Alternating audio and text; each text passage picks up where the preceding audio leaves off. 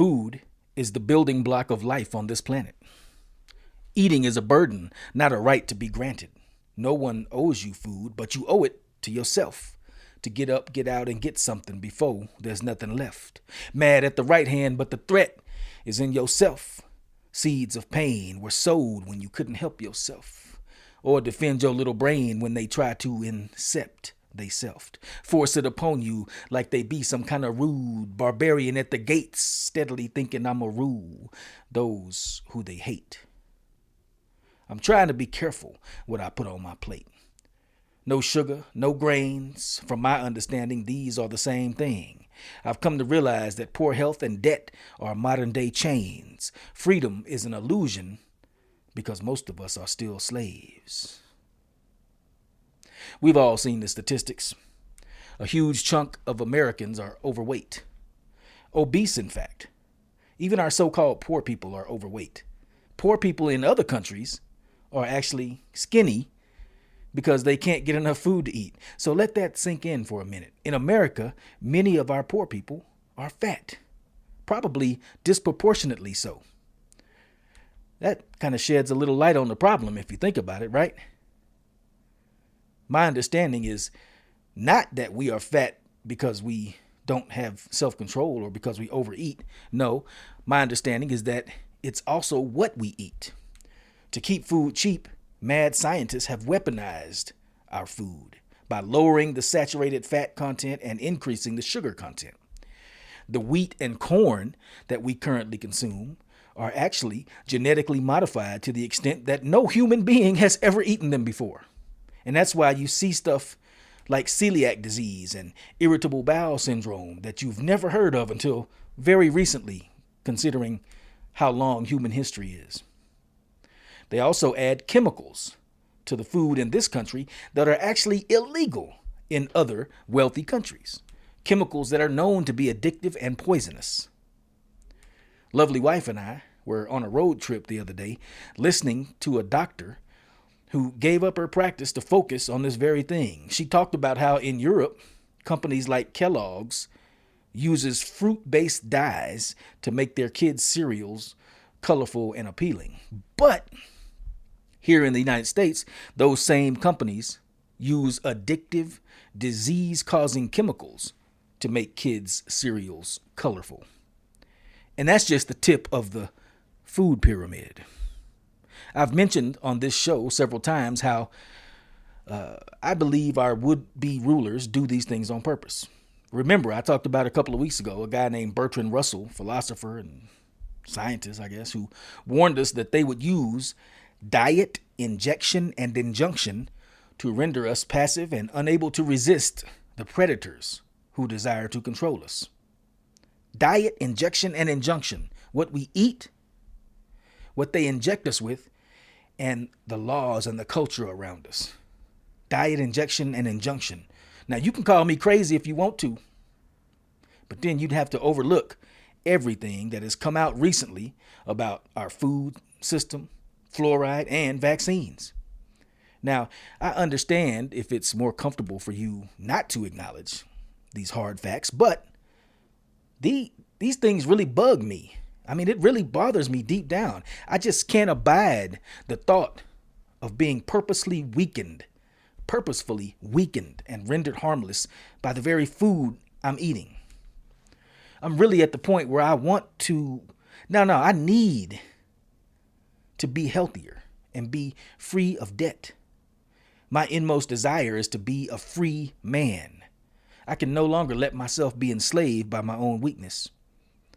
Over the next year, I vow, right here and right now, to be less. Yeah, to be less. Sometimes in order to be more, we have to be less. In this case, less in debt and less enslaved by poisonous foods and a sedentary lifestyle. If you feel the same way, please join me in becoming less. I'm not 100% sure what the details of this fight are going to entail, but becoming less is something that I'm committing to. I commit right now to the idea of reclaiming my health and freedom by letting go of the things that enslave me.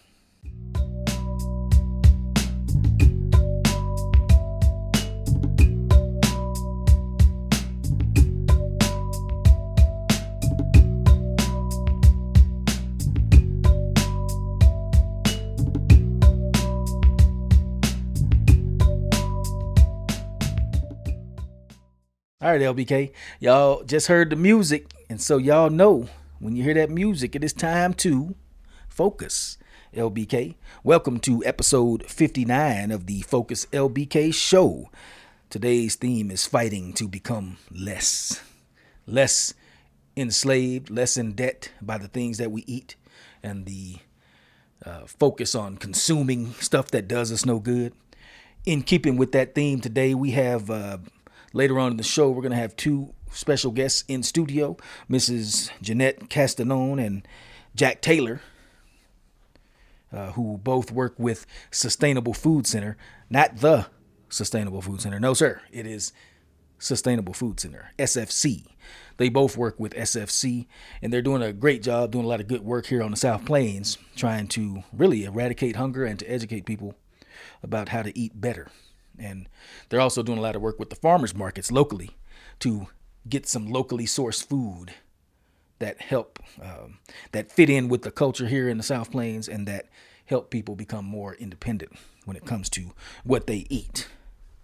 That's later on in the show. However, before we go into that part of the show, y'all know it is time to talk about what's going on. And the first off the bat, the first thing I want to let y'all know about is a show that yours truly is putting together along with the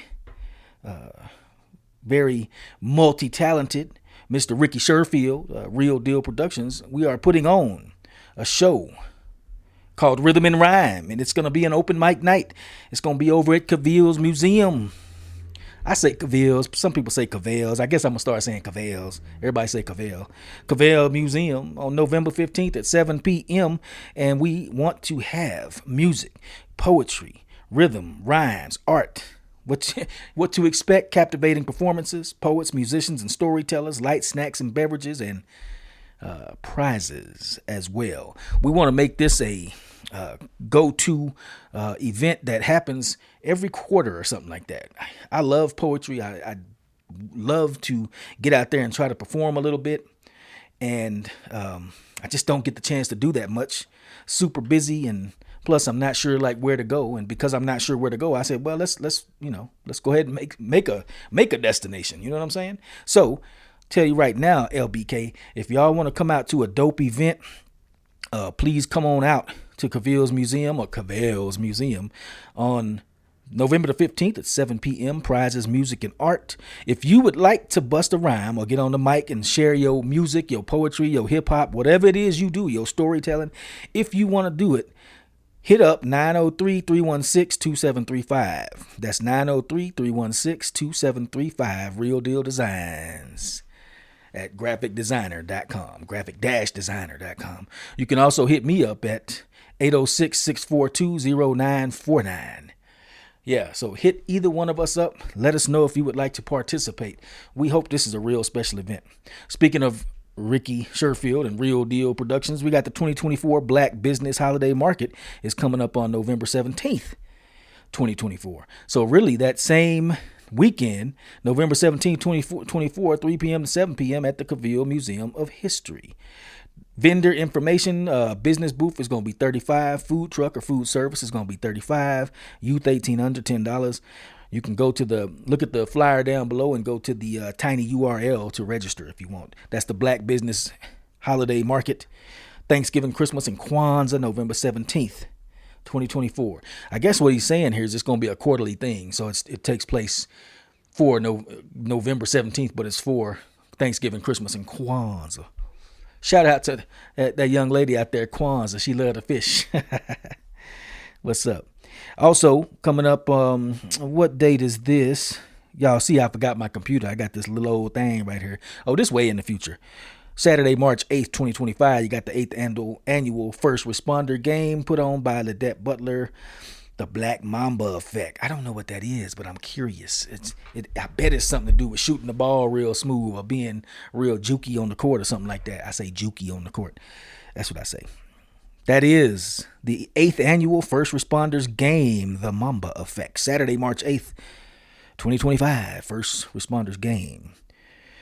Let us see here. Coming up this pretty soon. Yeah, this Friday. Fourth Annual Catholic Charities presents the Family Fall Fest, 6 to 8 p.m. Friday, October 25th at 1505 34th Street. It's going to be free. Resources, games, candies, and costumes are encouraged. You have the Second Annual Autumn Festival coming up November 2nd. And I'm trying to see. Oh, yeah, that's Mo Productions. That's what I see. I'm looking at these little electronics again. Y'all know my eyes. Okay, yeah, Mo Productions. It's going to be live music, vendors, food trucks, pie eating contests, face painting. See, they make it hard for you during the holidays. We talking about right now, we talking about becoming less, being in control or more in control of what we put in our bodies. But they going to have pie eating. And if I see them pies, I'm going to probably want a little piece. But I'm going to forego. Why? So I can become less. But anyway, they're going to have live music, vendors, food trucks, pie eating contests, face painting, book reading, photo ops, s'mores with heroes, and giveaways. That's going to be November 2nd, 2024, 12 to 7 p.m. at the Lubbock Arboretum. That's at 4111 University. If you don't know, vendor spots are open according to this flyer right here. Let us now move on down the line. Well, that's what I see on there. I got a couple of things right here. In fact, if you want to learn Spanish, ¿Quieres aprender español? You can learn Spanish with us. And by us, I mean Corazón con Razón. That is at the T.J. Patterson Library, 5:30 to 6:30, September 10th and 24th, October 1st and 15th, and November 12th and 19th. Has that already passed? That has already passed. But I think they're going to have some more classes. So stay tuned for that event right there. You know what? My wife, lovely wife, sent me a bunch of stuff in email, and I know she want me to cover it. So, here we go. Here we go, yo. Here we go, yo. So what's the scenario? All right, this is a ton of East Lubbock Art House stuff. Shout out to Danielle. They had the dope event the other night. It was an open mic night there called the After Party. And we was out there filming and taking pictures, man. I hope y'all, if you want to take a look at it, check out the article that we did on it. But coming up, they have a lot of different things going. Oh, man. October 23rd, today. Yeah, that's today. They got the Wellness Workshop, Movement and Meditation. Wednesday, October 23rd from 6:30 p.m. to 8:30 p.m. Dinner, resources, candid discussion, wellness kit, art activity, and literature is provided. The East Lubbock Art House also has the Haunted House Art Show, Art Party. And that's October 31st. Thursday, Halloween, All Hallows Eve, not All Hallows Eve, All Hallows Eve, also known as Samhain, which is the date when the Druids and them believed that the veil between the two worlds, this world and that world over yonder, was real thin and spirits could walk the earth. Anyway, it's the Haunted House Art Show, Art Party at the East Lubbock Art House, Thursday, October 31st, 6 p.m. to 9. It's free and open to the public, 13 years old plus only. Vendors, food, and spooky drinks. Are there any spooky drinks? I'm not afraid of any drink, personally. However, you can also donate to the East Lubbock Art House. They got their Venmo stuff. We're going to put these posters down here. So y'all, if y'all want to donate to the East Lubbock Art House, just look down yonder, down in the show notes, as they say. Also, East Lubbock Art House is going to be doing Dia de los Muertos. Gotta roll my tongue. Dia de los Muertos celebración. It says here you can experience a vibrant celebration of culture and community honoring our ancestors. That's going to be on November 2nd, over at the East Lubbock Art House, 12 to 3. Art show, food and drinks, loteria, arts and crafts, and it's open to the public and free. And of course, they got the Black and Brown Book Club Thursday, November 7th, from 6:30 to 8:30 p.m. at the East Lubbock Art House. So, as you can see, the East Lubbock Art House stay busy. They stay out there in these streets. Well, actually, they stay in their spot and out there in them streets making it do what it do. Shout out to Danielle East over there, man. Girl is cold-blooded. She's cold-blooded. Also, I think that's all we have here. I'm looking at my list here. That's all we have here for what's going on this time around. However, I want y'all to check out the next section, which is called Out and About, because while we was out and about, we went out and covered the 2024 Breast Cancer Awareness Walk put on by Gantman Productions and by Tiffany Lily Essex. They did a great job. Me and lovely wife and Mr. Nugent went out there and we walked around the lake, had a real good time. Wasn't hard at all. It was, man, the sense of community there that was great. I mean, it was an outstanding sense of community. Now, LBK, as promised, here we are at the end of the show, the in-studio guest portion, and we were blessed to have two guests from Sustainable Food Center, Jeanette Castagnon and Jack Taylor. It's spelled J-A-C-Q. You want to say Jacques because it looked halfway French, but it's not Jacques, it's Jack. Jack Taylor. Yo, they was up in here educating us on some of the food insecurity issues in West Texas, and also telling us about their myriad efforts. They're a very small but mighty team over there at the SFC. Not the SFC, over at SFC, very small but mighty team. I think she says about 5 of them, but they put on all kind of shows, cooking classes and educational opportunities at the various libraries around town, especially over at Patterson. That's where I always see them at. So check out this interview, man. It's pretty eye-opening, pretty entertaining in some ways, but eye-opening and should be motivating. I hope it's motivating. I hope it motivates you to get out there and get involved. Also, they have a very good program. If you would like to become a person who teaches for them, they have a pretty handsome stipend that they are willing to pay you to get out there and help.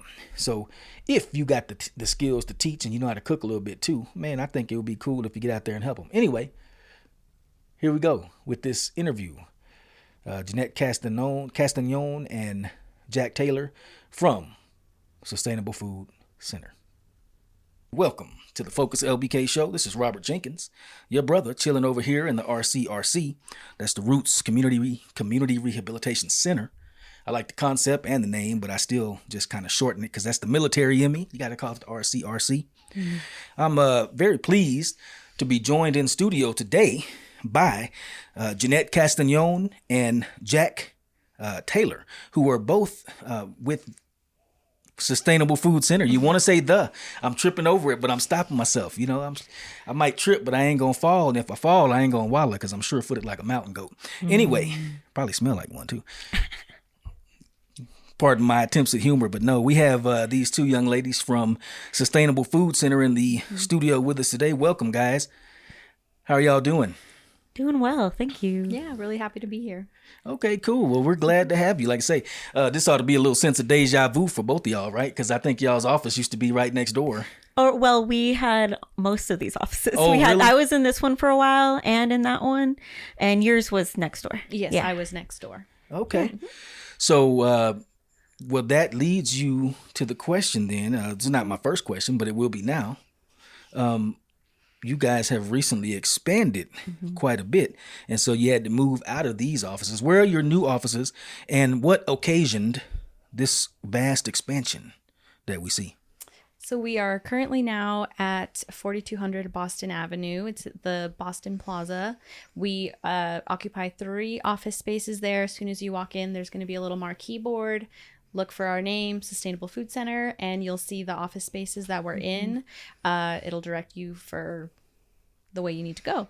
The main reason for the expansion is actually a little bit because of Jack over here, because we were able to bring the Happy Kitchen, La Cocina Alegre, which is a program of Sustainable Food Center, out into the Lubbock area. And I don't know if you want to expand on that a little. Sure, yeah. So about a year ago, we launched the Happy Kitchen classes in Lubbock, and we graduated the first year 77 folks, which is really cool. So it's a peer facilitated cooking class, and it's a 26-now-year-old program that I had the privilege of bringing to Lubbock.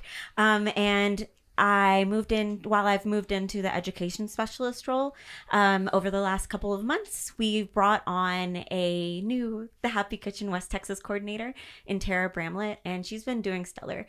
So we've done we'll have 11 classes by the end of this year, and we will be launching 20 classes next year. So, Well, that's so you've been on with I've been on Sustainable Food Center for how long?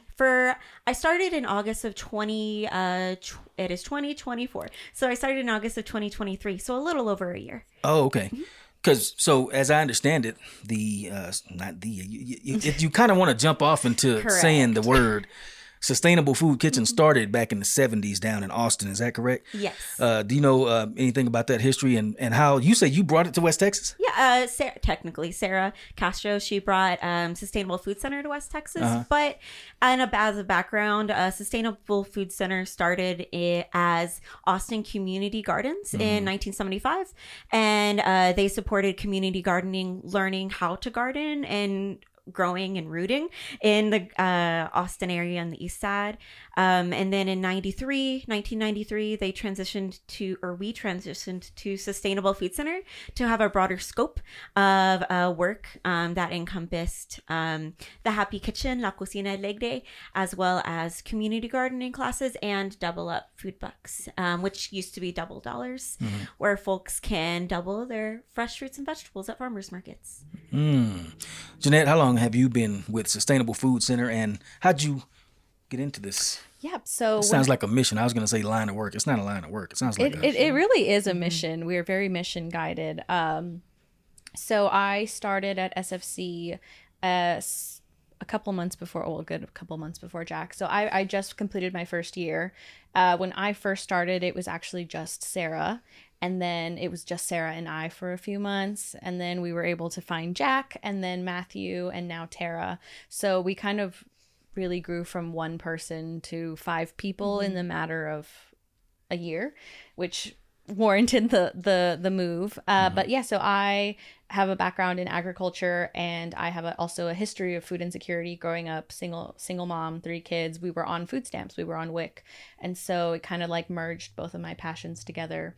When I learned about the Double Up Food Bucks program, like Jack was saying, it helps people who are on SNAP double them. So how it works at farmers markets is you're going to walk up to the booth and you're going to use your SNAP card like you would at an ATM, say, and you're going to swipe it. And then they're going to give you these little market dollars. Those market dollars are going to be different depending on what market you're at. So at Wolfworth Market, they're a different color than they are at the Lubbock downtown market. And then whatever amount you take off, we can match it dollar for dollar up to $30. And that's completely free to you, essentially. So all you have to do is take off your SNAP card, and then we're going to match it. So the way Sarah kind of likes to explain it that helps me is you take your SNAP out, you can buy bread, meat, eggs, and then you don't have to worry about splitting anything up to also make it go as far for your fresh fruits and vegetables. I see.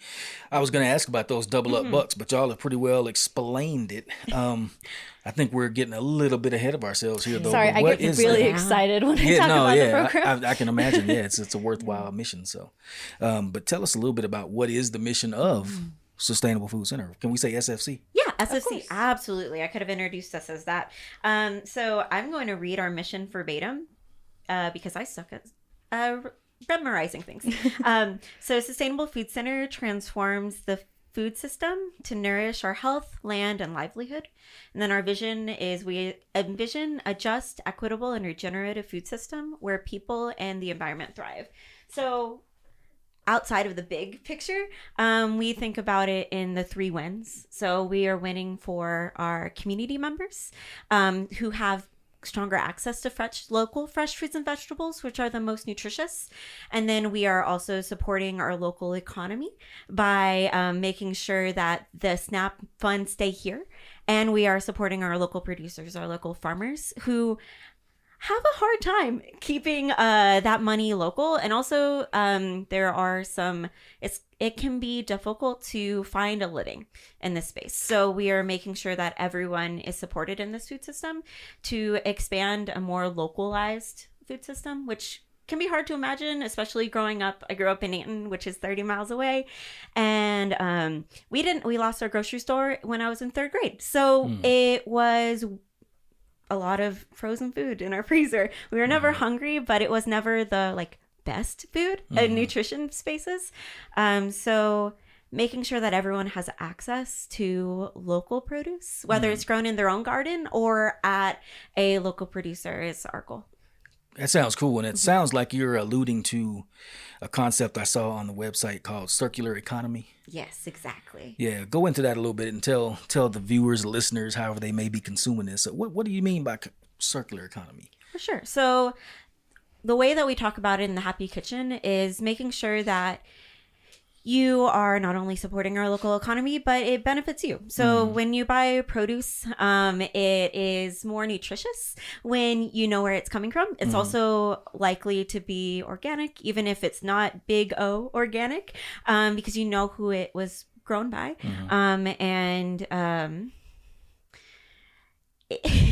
We don't talk a lot about circular economy. That's like not our program, but farm viability is one of the programs that we have. Right. The way I kind of like to think of it on the food access point is when the pandemic hit, what were they called? Your supply chain. So your supply chain is going to be affected very strongly if things are traveling such a far distance. And so we're trying to create more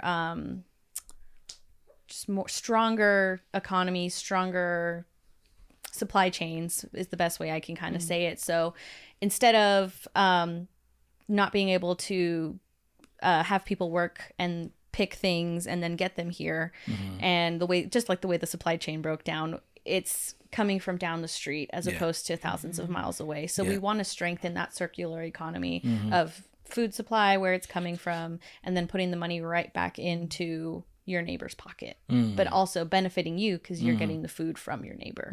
If that's probably the way that I think about it, and the best way I can explain what we think of like circular economy. Yeah. So that makes me think of the next logical question to me is, what kind of relationships do you guys have with some of the farmers and farms and producers in this area?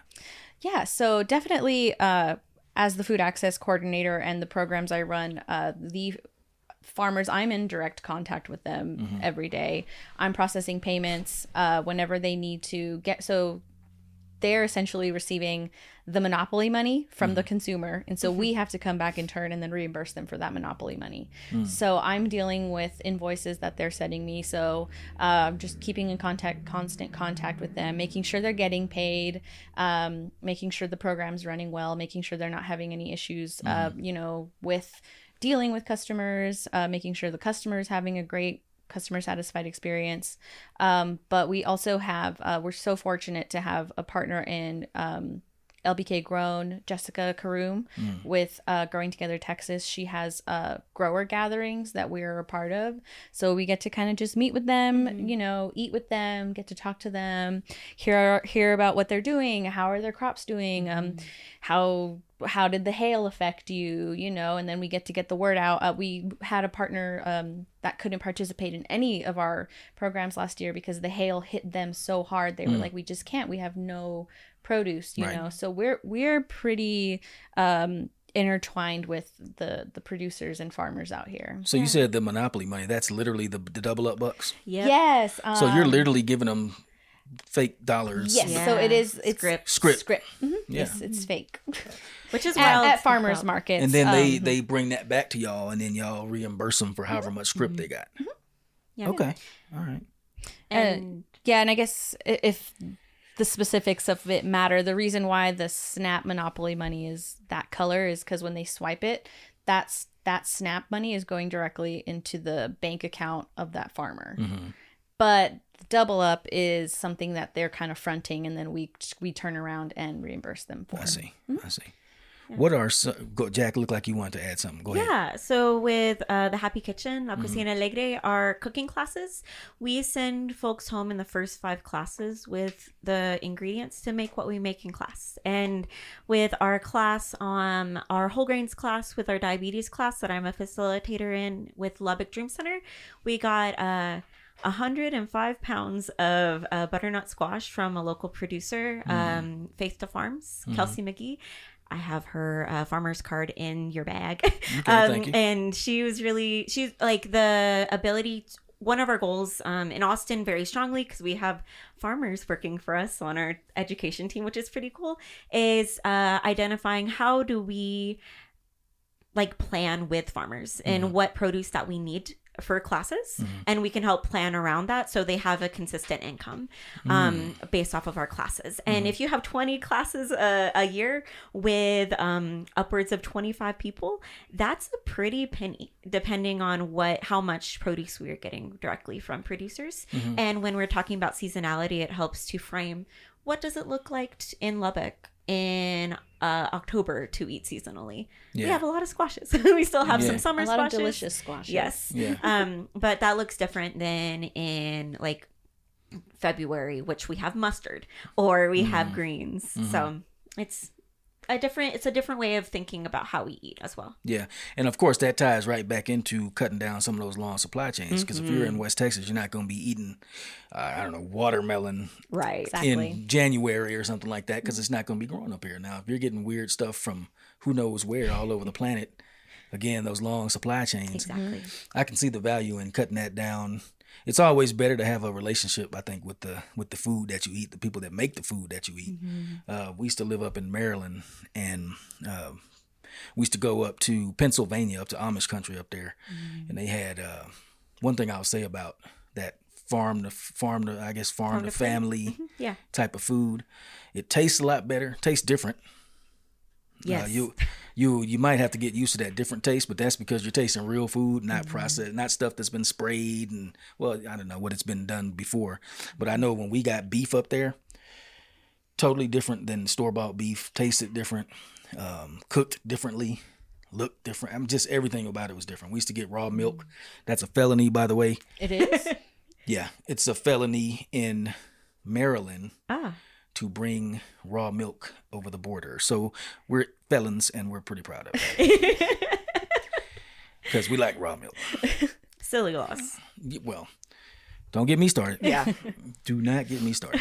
But the milk was better than store-bought milk. It looked different, tasted different, smelled different. Didn't last 58 years in the refrigerator. Well, and that was the other thing that I think I've prioritized when I talk to people about eating local is the moment that you take that vegetable out of the ground, it has so much nutrients in it. And the farther it travels, it's losing its, I don't want to say viability, but essentially you're just vitality is losing its life force. It's losing all of the deliciousness. So like if it's traveling months and months to get here, how nutritious are you feeding your body and your cells at that point? And so I just think it's so wonderful that we have so many amazing farmers out here that are growing mushrooms and squash, and it's right there, and then they bring it right to the farmers market. Indeed.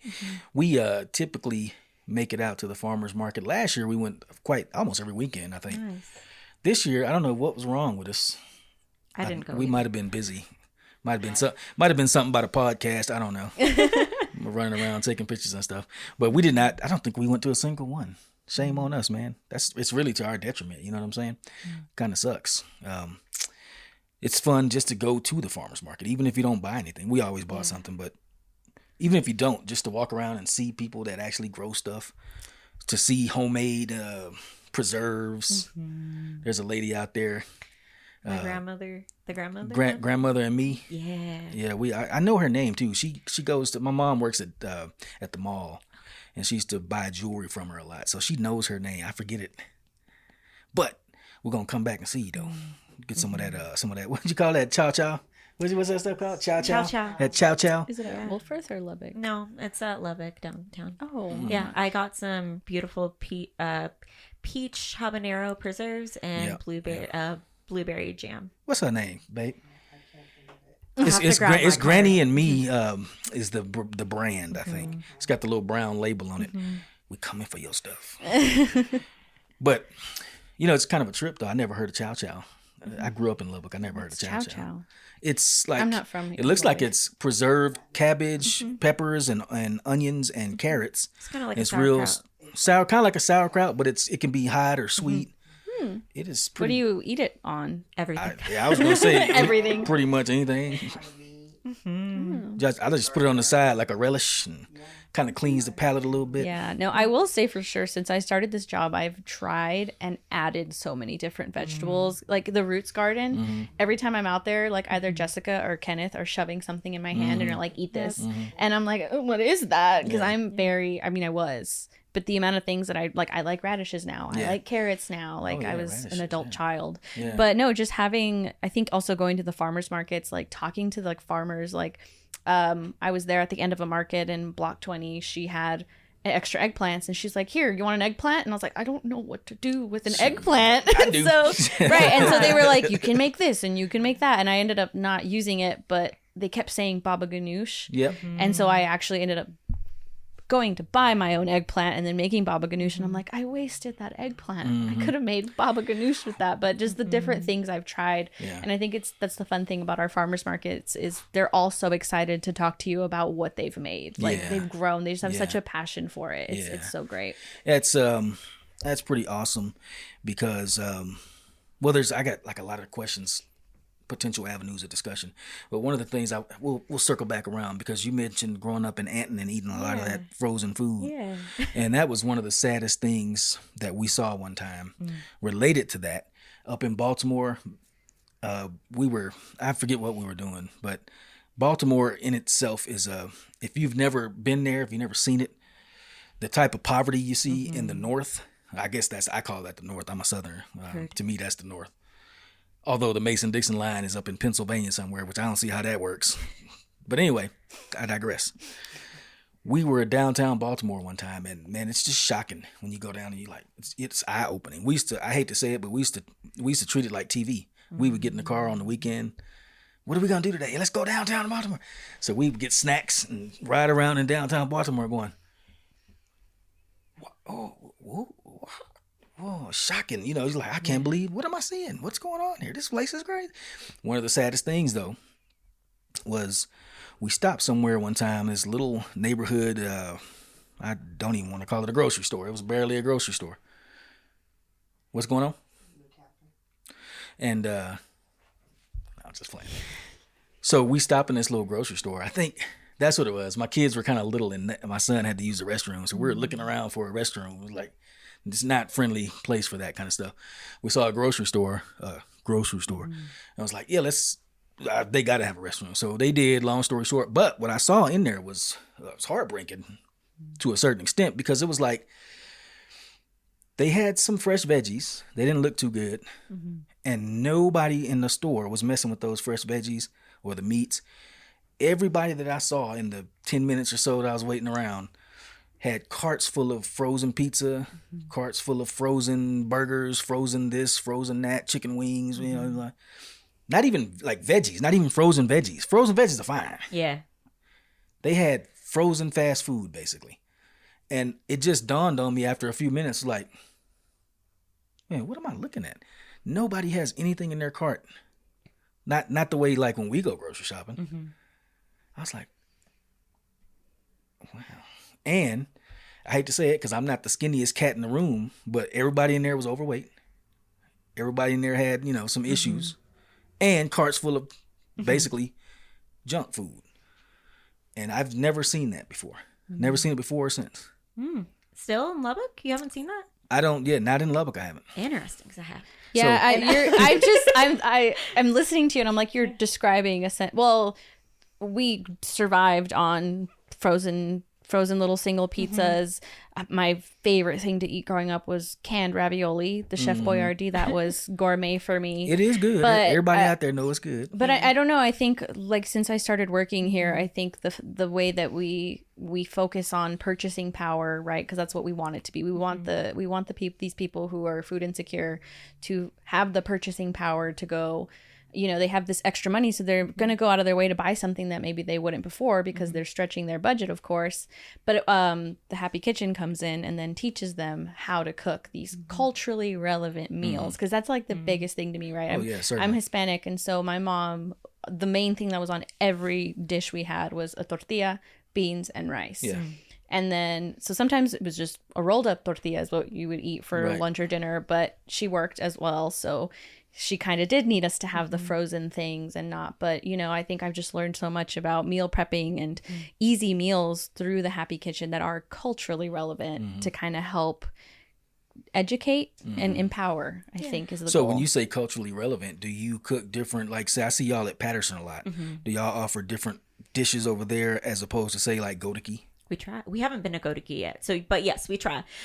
So our Patterson classes, the couple that I helped to facilitate, and then the one that we're having right now, I'm not sure of the menu that y'all have right now, Kim. But the last class we had salmon patties, showing them that it's not bad to fry food. You can also bake it, but also like the beauty of canned meat. It's gonna be in your cabinet, and it's not doesn't necessarily have to be bad as long as the way you make it.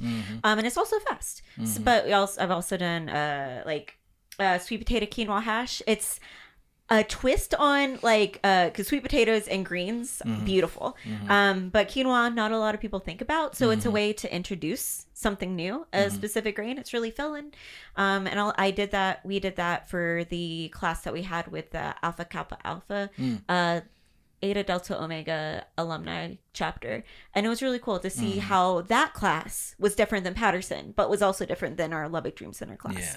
So yeah, sounds like you're talking about Mrs. Randall there. Yes, yeah. Of course, of course. Yeah. Love Mr. Randall. Yeah, me too. She's cool, and she's a great storyteller too. By the way, Miss Randall, I got a question for you. If you see this, that's funny that you say culturally relevant though. It makes me think back to. When I was in the military, I learned some different languages. I was a linguist, and we learned Urdu. And so I'm sitting there in Urdu class. All the instructors are they're native, so they're from Pakistan or India or whatever the case may be. And there's young cat, Mohal Sahib, and it's funny he's not young anymore. That was so long ago. But anyway, he was telling us, in my village, the way we know that you're a good cook is if you can cook saag ka sarson. And we're like, he's saying this in Urdu, so we're like, and I was like, what is saag ka sarson? And he's like, well, he's describing, it's like, well, you take, the mustard plant. You take the mustard plant and you take the leaves and you kind of boil them with sauces and spices. And you take some grain of corn. And I was like, when he described, I looked at, I said, man, you talking about greens and cornbread? Sorry. And he was like, maybe so. I was like, no, you're talking about mustard greens and cornbread. So that's the measure of a good cook in your village in Pakistan. Because that's the measure of a good cook in my village in Bryan, Texas. You know what I'm saying? I was like, anyway, that just takes you back. Culturally relevant food. No, when you start looking across cultures, you see we all have so much in common. We really do. And I think like just an example for like what I kind of shifted culturally relevant but still keep it nutritious. I switched from like white rice to brown rice. So, like I'm still eating rice, but I'm eating a type of a grain that has more fiber. So I'm up and I don't always just cook brown rice, right? But the classes kind of taught me to look at things from like, okay, what is this providing me in a nutrition standpoint? And I've like learned that they're I think like purslane, like have you heard of the weed purslane? Like I learned that you can cook that, and that's so.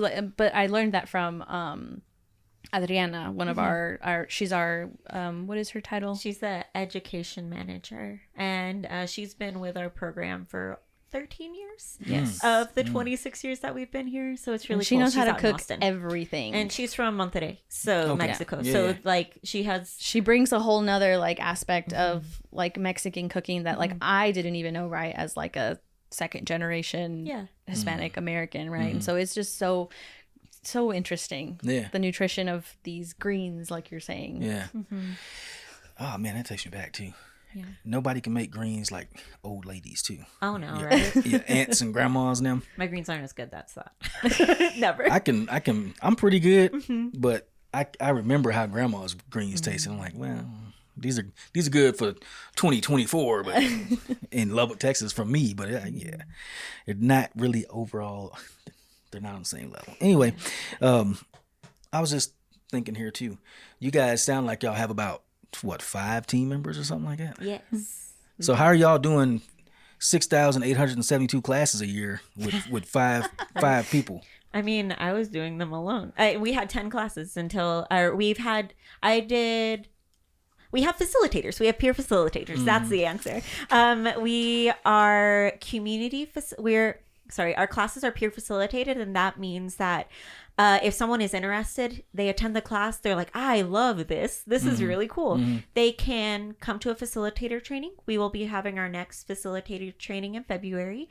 And it's about 8 hours, hybrid, in person, online.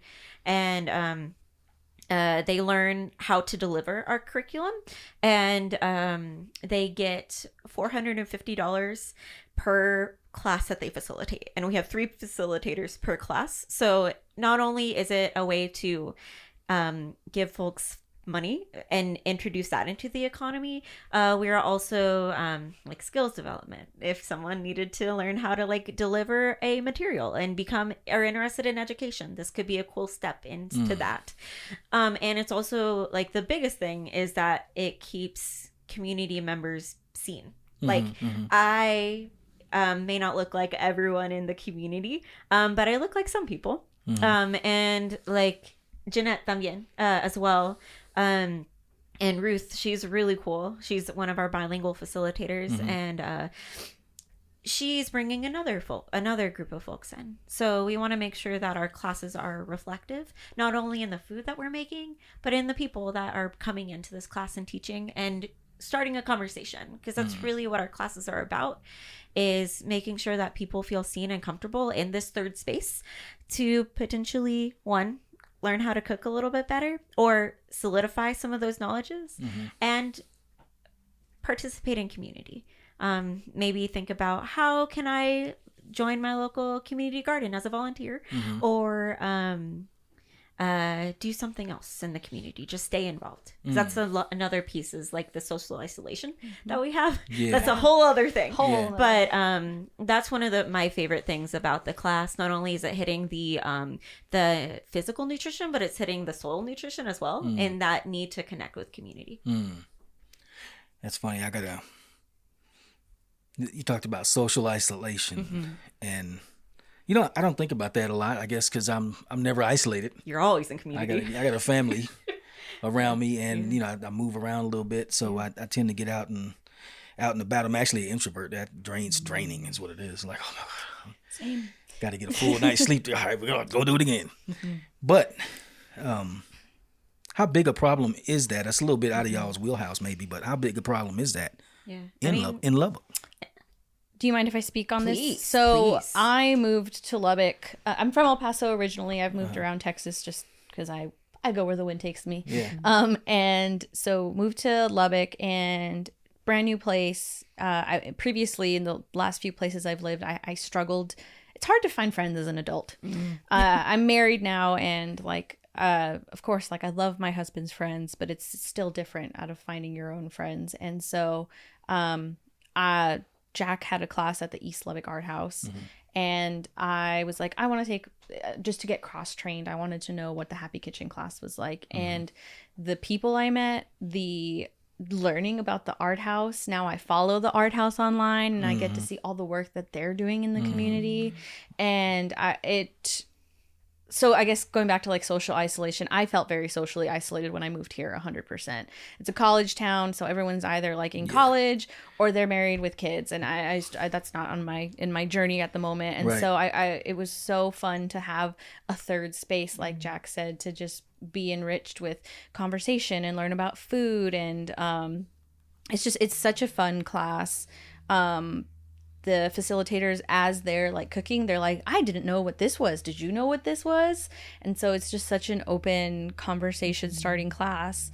I got to make friends with a lot of the people in the class. Everyone's so sweet, so kind, and just connected me. It just kind of plugged me into the community in a way that I would have never done on my own as an introvert, right?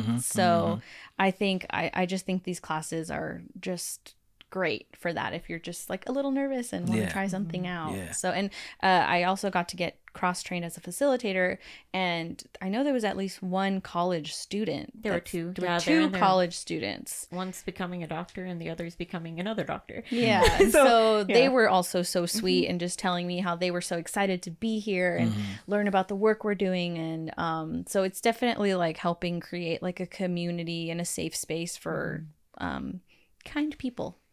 Y'all keep saying third space. I heard Yeah. you say it. That your ears perked up. Then you said it. What are the 3 spaces? Home. Well, some of those places can be like homeschool, traditionally a bowling club or something like a library. And the way that my partner, Kenneth Castillo, he works with Voice of Hope, the Lubbock Race Crisis Center. He supports a lot of third spaces, specifically the Roots Booker T. Washington Community Garden, because that is where folks can gather. Maybe we don't gather, like a lot of the times people are more bound by work, so there may not be a lot of time, work and family, but ideally, maybe, if we are like nurturing our communities, we can have more time in third spaces like a library or the Roots Community Rehabilitation Center. So I'm gathering then a third space is someplace that's not home, not school, but Or work. Yeah. not school or work, but Something that fills your soul. yeah, And I gets feel- you into community. Yeah. Yeah. interesting. I've never heard it referred to like that. Yeah. Third space. Yeah, I think it's something that's kind of gotten lost as technology has kind of taken over our lives and creates that social isolation where we're not seeing each other face to face and we're not seeing each other as like Yeah. a human community member, Yeah. you know? Yeah. So, Yeah, we talk a lot about being connected nowadays, but it seems like we're less connected than ever. right. Actually, it's a paradox. 100%. Yeah. Let's go back to those frozen, those baskets full of frozen. Why are you laughing at? Transitions are hard. In defense of frozen food, it is frozen at peak of they pick it and they freeze Right. it as If fast we as they Well, can. yeah. So nutrition wise, For veggies. if For you, veggies. for For veggies, veggies, yeah. right? And if for nutrition wise, Fruits. I will defend canned and frozen if that's all. Oh, I will we never know. shame someone. No, right? no, we but we have plenty of canned goods, plenty of little bit of frozen goods, and try to get as many fresh goods as possible. But so you were saying, similar to my Baltimore revelation, you're saying that you guys see that in Lubbock a lot too. Oh yeah, That absolutely. that junk food, frozen food, really? At Walmart, at Food King. No, I mean you see, but that's yeah. people. That's a way people purchase stuff. Yeah. Because I don't really pay attention. I was at Market Street the other day when I was letting your wife know that I got vaccinated this week, and I was there at like 3 p.m. and there was an older woman there shopping, and her entire grocery cart was frozen meals. Yeah, and there's no like demonizing, because that's one of the things that THK we try to avoid, but it's convenient. Like people, And especially the like perceived one time- person, she was older, so maybe she's just her and her husband now. Yeah. and that's what we college hear a lot. students. It's not to demonize anybody Yeah. at all. It's just It's what it is. it is what it is. People, but it's just shocking if you don't do that and you're like, Right. Yeah. wow. And it seems like it would be more expensive. Right. No, absolutely. No, it 100% is. But time, it's more expensive to cook a bag of brown rice and black-eyed peas in the time way instead of like popping a pizza in the oven, because my brother just had a baby and his wife Sierra, they're so cute, but it's like sucked the time to cook.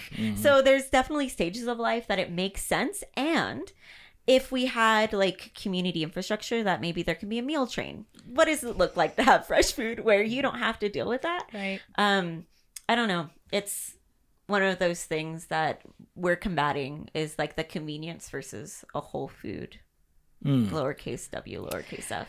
Yeah, it's just where you are, right? And never being hard on yourself for being too tired to cook. But I will say, I feel like I'm just I should give a testimony for THK. I don't know why I haven't, because I work for it. Right. SFC. But the stress relief that I get out of chopping vegetables now,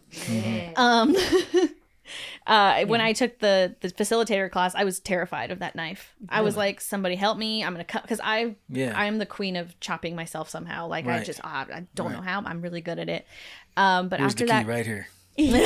Hold them fingers like Well, that. and I get a little fancy with it in the wrong way. And then the knife, I'm clumsy. Yeah. But the empowerment that I got out of the knife skills portion of the facilitator class, it's given me the confidence, and it's made it less of like an emotional drain, because I think I was really blocked by my brain. Like, well, I don't know how to do it, so I don't want to do it.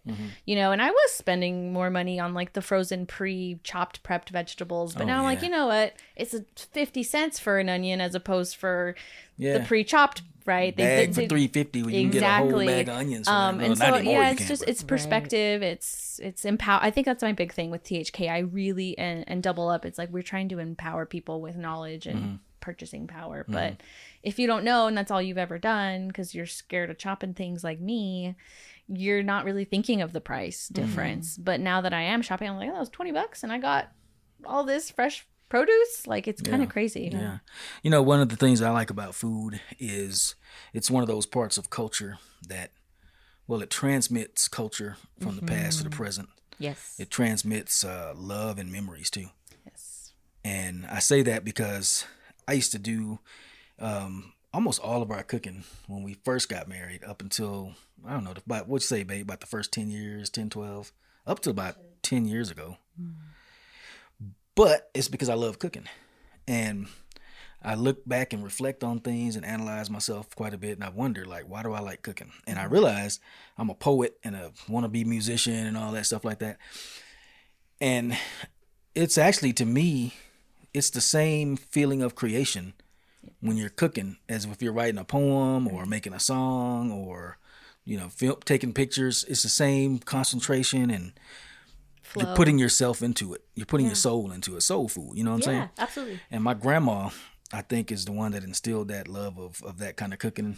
Grandma Dorothy. My earliest memory is laying on a wood floor in Houston when I was probably about, I don't know, I was about 3 or something. And first time ever tasting food like that. The way she used to cook, her husband, my grandpa, her step grandpa, was Cajun. So you had to have rice with every meal. If you didn't have rice, you wasn't done cooking yet. You're like, all right, well, we make the rice and we can eat. But we always had rice. I always had a nice meat of some sort with some kind of gravy or juice and some kind of veggie, usually frozen. She used to put sugar in all her veggies, which is good. It tastes good. It tastes great, but we don't do it anymore. But her food was healthy, and it was, even at 4 or 3 or whatever I was like, this is, man, That's a happy plate you just described. Absolutely. He described a happy plate. A grain, mostly vegetable, and meat. Protein. I won't say mostly veggie. She give you a That, big, I guess that's A big piece nice- of meat. But protein. yeah. protein. But anyway, I guess that's part of y'all's mission. I'm sure y'all are cognizant of that fact, the cultural transmission Absolutely. through food. Absolutely. Right now I'm doing one of my focuses is doing a cultural adaptation for Black Central Texans. And we've had a lot of, we've had listening sessions, and we've had a partner in Joy Chevalier from the Cook's Nook, and talking about the importance of storytelling and how cooking is a way to transmute, to bring in our elders as well as continue that. So I have always thought about myself as a future ancestor, and we don't do that very much anymore from my understanding, and it's weird to me personally. It but is weird. I didn't. Well, my grandparents passed or died when they were young. Like they were all 45 or 50 age range. So I didn't have that model until I came into community, and that's why I love talking to Mrs. Randall or Mrs. Rose and Mrs. Billy, Mrs. Cavell, because they are able to share something that I may not have gotten growing up. And that's one of the things that we're trying to do with that adaptation, is making sure that there's a home for both cooking and nutrition, but storytelling, and how do you craft a way to find life in the kitchen, and tell a story and tell your story, not only someone else's story, but yours. Yeah. So I look forward to having that and talking to you about what does that look like in Lubbock in the next year or so. But yeah, we're going to be working on a family curriculum as well. So I feel like that goes hand in hand. Okay, well, I was just getting toward the end of my list of questions here, and that's one of them that I was going to ask is, what's some of the big initiatives that y'all have coming up? What's in the future for SFC, not theirs? Beautiful. Yes. Yeah. Do you want to go ahead and go? Sure. Something really exciting is I know I've focused a lot on the farmers market aspect of Double Up Food Bucks, but we are actually in grocery stores as well. The limit is not $30, it's $10. It was previously $5, and we actually you're getting the scoop. You're getting the breaking news. I heard that. $10. But yeah, so it's $10 now, and so all you have to do is spend $10 on fruits and vegetables, and then we'll match you $10. We are at the Uniteds and the Amigos, so we're at the United on 50th and Q, and then we are at the United on Parkway, and then we're at the Amigos. At those 3 locations, how it works is you can earn Double Up Food Bucks at those locations, but you can spend your Double Up Food Bucks at any United or Amigos or Market Street in Lubbock. How do you earn the food bucks? So earning them is you're gonna use it. It all is linked through your rewards account. Your United, that little phone number that you put in. So you put your phone number in, you use your Snap, and then as long as you spend $10, you'll get those $10. And then at the bottom of your receipt, it'll say Double Up Food Bucks, and it'll say your balance.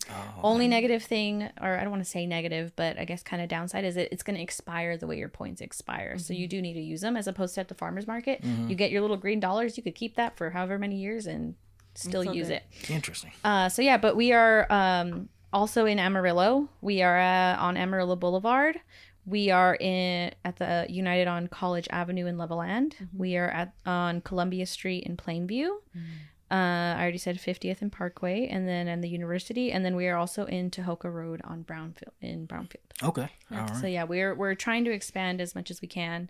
I haven't gotten to touch a lot on another one of my programs that's also food access. It's called the Farmers Market Nutrition Program. It's funded by the USDA. That then sends the funding to the Texas Department of Agriculture, and then the Texas Department of Agriculture then contracts people out. We are the contracting entity for this area. And so how that works is, if you are on WIC, for each person that is on the WIC shopping list, they can go to the farmers market, and they're eligible for a little booklet of vouchers that is $30 for each person that's on the shopping list. So if it's a breastfeeding mom and a newborn infant that's at least 4 months old, they are going to get vouchers of $30, so it's $60 that they wouldn't otherwise be getting to spend at the farmers market. And they don't, that one, all they have to do is bring us their shopping list. This season is already over, so we're already out of vouchers for the year, but you can still spend them. And so I'm having a really fun event at Juicy Lucy's in Idalou, at Idalou Harvest on I always mess up the date. I was just arguing earlier with Matthew about this, but it's on October 26th. And if you come and spend whatever you have left at Lucy's, you'll get a bag of apples. Okay. We are also making it so you can also come and use your Snap or your Double Up. We're just trying to get people out there. It's also their fall festival. But yeah, I typically will have events to incentivize people to come spend those benefits every once in a while. So I had one at Lubbock downtown. I just had one at Wolfforth. And it's just a great way to get people out there and incentivize them to know that they're going to leave with something. Yeah. And the reason our season is almost ended is because it's from April to October.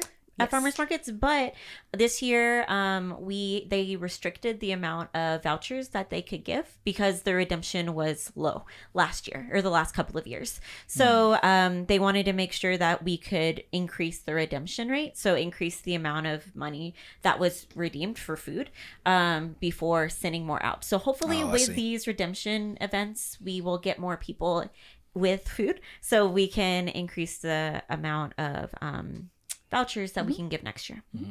Two quick questions on the way out here. What are some of the biggest problems y'all see locally here in the South Plains, especially in Lubbock? What are some of the biggest food insecurity type problems that you see? Yeah. I wish people just knew that we were here. I think that's the main thing is we are newer to Lubbock. I don't know if we told you, but 2021 was when Sustainable Food Center officially came to Lubbock and took on the Double Up program. And so when we're at outreach events, you know, we're telling people and they're like, I didn't know that this was a thought, this was a thing, this was an option. Or they think we're the food bank, right? Yeah. And so I think just education, we're trying really hard to get out there. One of our newer staff, his whole job is outreach and engagement. So we're trying really hard to get the word out there that this is a program that's available to folks. And I think also just availability of produce. I know it's kind of a bummer. When I run the booth at the market, people will get there at the end of the market and there's not really a lot left. There's really just onions. So it's just... You gotta have onions, though. Right. Right. We love onions. Everything I cook gonna have some onions around it. Somewhere, you know, in it, around it. But not $30 worth of onions, which is what they're getting in vouchers. I see. Right. And so they're like, well, I have these vouchers and there's nothing for me to buy. And so I always... The only solution I have to that right now is just to tell people to get to the market as early as possible. Because, people get there early and they're just buying everything out. So I think just try and support your local farmer. Go shop with them. Let them know what you want too helps, right? Because they're maybe people don't want onions. Right. So I think that's probably the big things I notice is just availability of produce and knowledge of our programs. And if I may add, like, this is a wonky thing, but our community, the Lubbock area, according to the United Way, has over half of folks in the Alice bracket. So they make too much for SNAP and WIC. So there's this gap that we're fighting, that people may not have access to our programs. The cliff. The hunger cliff. It's called a hunger cliff. Yeah. So people don't have access to like food support, but that's why I like my program a lot and why a lot of other people like it, because anyone can come, right? They can come and get groceries for those 5 weeks. And it helps a little bit to strengthen their dollar or stretch whatever money that they do have. And that's always going to be my biggest critique about SNAP, and is that it's just so restrictive. Like, there are so many people who need food, but they don't have access to it. So how do we like advocate for, there's community gardens that you can go and pick produce that can maybe help stretch your bill also. So also knowledge on where else you can get food. I see. Well, as we close out here, you know what? I'm gonna see, can I remember these questions off the top of my head, because I've been intending to do a speed round, a lightning round. Oh gosh. So, but before I do that, tell the viewers, listeners, how do they sign up for those to be a facilitator? Where can they catch y'all if they need some food? Give them the lowdown on the process for both of those. Beautiful. So for the Happy Kitchen, La Cocina Alegre, our classes are not accepting more participants this year, but we will be having more classes at the very latest in March of next year. And to join our wait list, I'll give this information to you, but you go to tinyurl.com/THK-LCA- Lubbock. Lubbock. You remember that? You said you had trouble remembering stuff. You got that. Lubbock. I went to Lubbock High, so that's one thing I won't forget. I did too. Yeah. But yeah, so with this being a peer facilitated class, we would prefer folks having attended a THK class before. So this February facilitator class will likely be reserved for folks who've attended class. If you've attended a class, aka Miss Randall, hello. She said AKA Miss Randall too. I did. I didn't mean even that. That's what a cute. pun. That was gorgeous. She did it on purpose. Yeah. You can hit me up, J Taylor at sustainablefoodcenter.org if you have any questions as well. All right. Y'all ready? You got something? Yes. Well, I'm trying to think. SFC Local. Yeah, SFC Local. West Texas. Is going to be our handle social media wise if you want to just stay in the loop with everything, or just Sustainable Food Center, or even if you look, just Google SFC Austin, our website should come up. Our team has worked so hard on that website, so it's actually super up to date. Just to get any information that you need to know more about us. Yeah. Cool. All right. Y'all ready for the lightning round? Yeah. It's going to be terrifying. No, it's not. Got the music, babe? Ready? No. Get the cash prizes out? No, just playing. So, first question in the lightning round. What's the best part of waking up? Oh, Folgers in my cup. Boom. That's, I don't know. That's if the that stock was the answer, but it's the very true answer. Too. That's one of the best parts of me I waking have up. a really weird thing with jingles. It's Yeah. a problem. And you don't even drink coffee. And I don't drink What? coffee. No. Cut this interview short. We're done. It gives She me the don't drink shakes. coffee. It gives me really bad shakes. I only drink decaf or tea. Oh, really? Yeah. And yet you know the best part of waking up. Right. And you've never No, partaken but in I'm it. telling you, I have like a thing with like commercials and jingles. I have like, they just stick in my head. Well, that is a trip. No, that is the best part of working out. That's one of them anyway. Man, I just had this. And then, see, this is why I don't like messing with electronics. These kids be always tapping on phones and stuff. And their mind don't ever cooperate with me. I just had them all up. All right, but I know the second one. Jack. Batman or Superman. And why? Ugh, neither. I'm kidding. Cut this interview short. Yeah, no, I'm a Spider-Man girly. Okay, no, that's yeah. She Yeah. didn't even keep it in the right universe. I didn't You because went to Marvel. Get out of here. Why? He asked you a DC Why? question. Yeah, why? because he's the neighborhood superhero. Oh, yeah, and okay, word. whatever. But also trying to do good while also doing a million other things, and as you do, capturing our community the way. Oh, it he is. sure is a photographer. Yeah, he's a press guy. yeah, All right. Yeah. All right, okay, you can stay. Oh, okay, You can stay. okay. You can stay. All right. This is for both of y'all. Have you ever had a supernatural experience? Yeah, every time I look at the sky, I feel like I see either my grandma or one of my best friends that passed. Especially if I look at the moon, like Billie Holiday's. Like whenever I look at the moon, I'll be seeing you. Yeah. Yeah. I'm pretty sure that the mobile home I grew up in was haunted. So How so? What would happen? we could hear like things like, I swear to you, it sounded like someone was dragging themselves across the floor, but only outside of my door. Right. Yeah, it would frequently wake me up. And then after we moved out of the mobile home, my aunt moved into it. And it was only on like, mobile homes are long, so room on each end and then another. And so my sister and I were on this end. And so it was like my sister and I's side of the mobile home that like people wouldn't live in. Because when my aunt lived there, she's like, I swear we heard footsteps. And I was like, I told you. And then my mom sold the mobile home.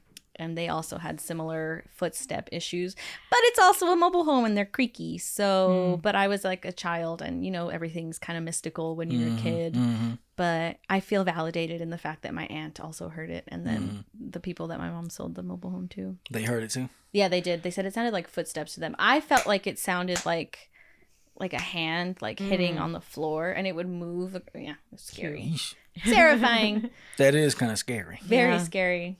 So. All right. My next question is usually Booker T. Washington or W.E.B. Du Bois. However, we're going to change that up. Okay. Johnny Appleseed or George Washington Carver? Yeah, I know Johnny Appleseed's not real. Or George Washington Carver. Which one? Are either of them good people? I mean, what do you mean? Like historically, I really George Washington Carver is appreciated great. Yeah, I love the George Washington Carver Museum in Austin, the genealogy, and they also have a really beautiful sunken garden. Okay. So by default, I don't know history the because science. I don't know. She said her. Yeah, I don't know my history. Well, Johnny Appleseed is probably a myth. But he supposedly just went across America planting apple trees. I don't. Okay. Yeah. Then him. George Washington Carver is famous for making 300 products out of the peanut. Yep. And he was an African-American cat back in the day. I actually found a clip of him, a video of him speaking. Not what you expect at all. But people don't know. I just learned this. A lot of people don't know. His whole thing about peanuts, it wasn't just to make stuff out of peanuts. He had to do that because he was trying to teach farmers that you grow cotton all the time, but you need to rotate that crop and plant some peanuts to put nutrients back in there. Yep. And they were like, that's crazy. I ain't never heard of that, whatever. And he was like, well, It's you the can make money with nodules. peanuts too. It's So the here. nodules. Nitrate. The nodules nitrate the Yeah, soil. there you go. Yeah. So that was his Think deal. science. So I'm guessing we're Carver. Yes. I actually, my degree is in agriculture, and I never learned the history of that person, and failed, of course. Racism. No, literally, actually. Yeah. So I can actually gonna write that down because I want to learn more about that. I'll remind That's you. amazing. Yeah. He was. Oh man, and it was not too long after slavery too. It was the very early 1900s, late 1800s, early 1900s. Wow. All right. Last question. This is easy. What you bumping right now? What's on your playlist? Oh, Taylor Swift. Heck yeah. Taylor Swift. That's all I listen to. I'm so basic. I don't know. I've never heard. I am so basic. I am so very basic. That's all I listen to. I'm listening to Reputation right now because I'm waiting for her to re-release it. So I bought the CD, and that's what I'm bumping. I'm sorry. Honestly, I like podcasts. So Ologies, like it's a science podcast. What's it called? Ologies by Ologies. Ali Ward. And also if it's music, Spotify created a R&B list that I just like listen to regularly. It's really nice. Yeah. And I trust the Focus LBK shows on them podcasts. Of course. See that. No, absolutely. And I shared go. it with my UU folks because I mentioned since there's the Catalyst is being revitalized at Texas Tech by a congression or a parishioner person, and I was like, did you know that the Southwest Digest has been breathed life back into it with a new name? So I shared y'all also on our Facebook page. Thank you very much. And thank you for appearing on the Focus LBK show. Ladies and gentlemen, I urge y'all, as you can tell, it's a worthwhile program. It's free food. It's double up Food bucks. double up food bucks. Say that 5 times fast. Double up food buck, double up food buck. Also, get out to these farmers markets, man. They're great. If you have never been to one, I got relatives that have lived in Lubbock their whole lives, and we're from here. We grew up here, but we've been gone for about 25 years. And then we come back and we know all about the farmers markets, and cats that never left don't know the farmers market. What's that? Like, dude, it's fresh food grown in Idalou and Post and here and there and everywhere. And it's right. Well, it's down here by Luca. It used to be right here on Buddy Holly. Now it's down by Luca. Last time I checked. Yes. A lot of people don't even know what Luca is. I'm like, what's that? The first Friday art track. Right. You've been here 32 years. 19th and Avenue J. Yes. 19th and J. Okay. That's where it's at. Well, not 19th. It's 14th. 14th and J. Sorry. Yeah. So get on out to them farmers markets. Get you some double up food bucks. If you know how to cook and you've been to one of these classes before, man, I urge y'all to get in there and spread that knowledge, pass some of that love and that culture along, participate in the worthwhile thing. Get out there. If you're an introvert, well, I am too, so you ain't got no excuse. Get on out there and get it done. You know what I'm saying? All right. Well, we ain't going to belabor the point too much more. We're going to get ready to close out. But before we do, we want to say peace.